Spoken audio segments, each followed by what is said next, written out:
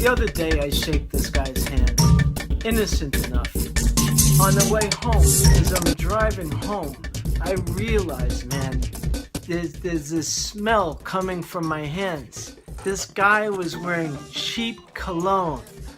I hate this, man. I despise it. Because it's like they wear this lousy cologne that costs like $1 for 15 gallons.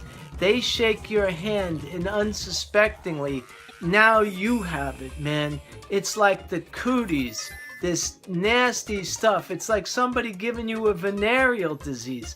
I would never wear this crap unless I was trying to cover up the smell of roadkill or a dead dog or something like that. And now I have it.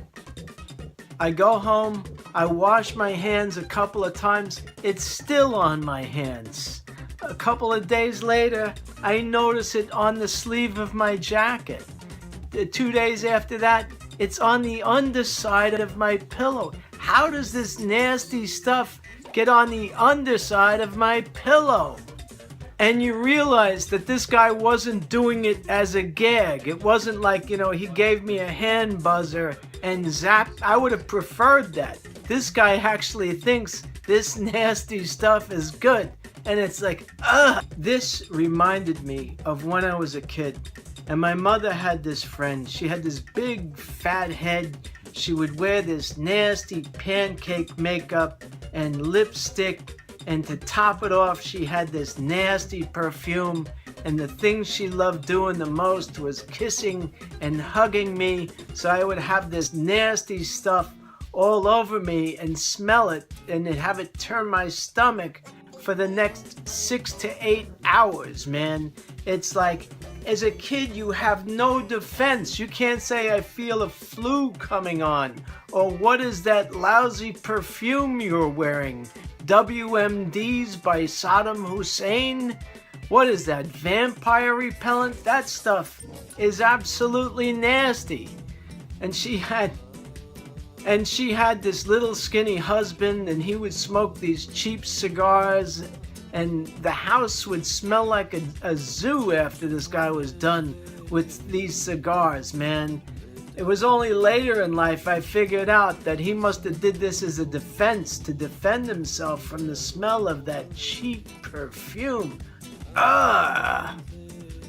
It would hole up in my nose and I'd smell it later. And I mean that in the scientific sense of hole up in my nose, not the hip-hop sense of hole up in my nose. That's hole up means something different.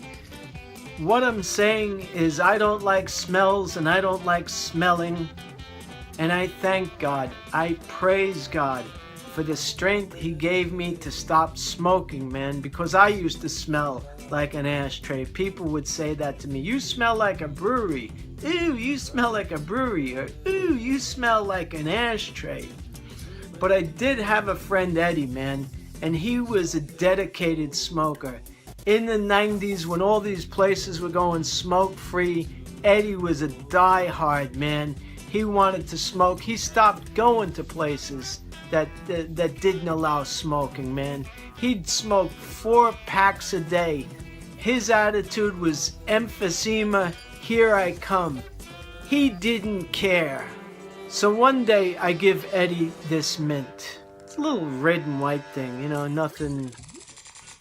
And Eddie starts to cough, and Eddie starts to hack, and he starts bringing stuff up, and he's having the mother of all coughing fits, man. Stuff is coming up, his lungs, his trachea, coughing and hacking, and I'm feeling guilty because I said, this guy is gonna die, man, and I gave him this mint, and he's bringing all this nasty stuff up, and then finally he starts to calm down, and he finishes up all his nasty business, and he turns to me, and he says to me, that feckin' mint.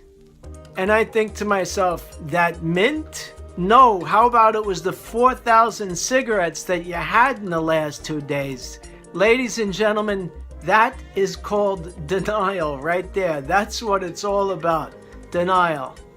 Anyway, I realized I was all over the place, but I just had to get this story out. Thanks.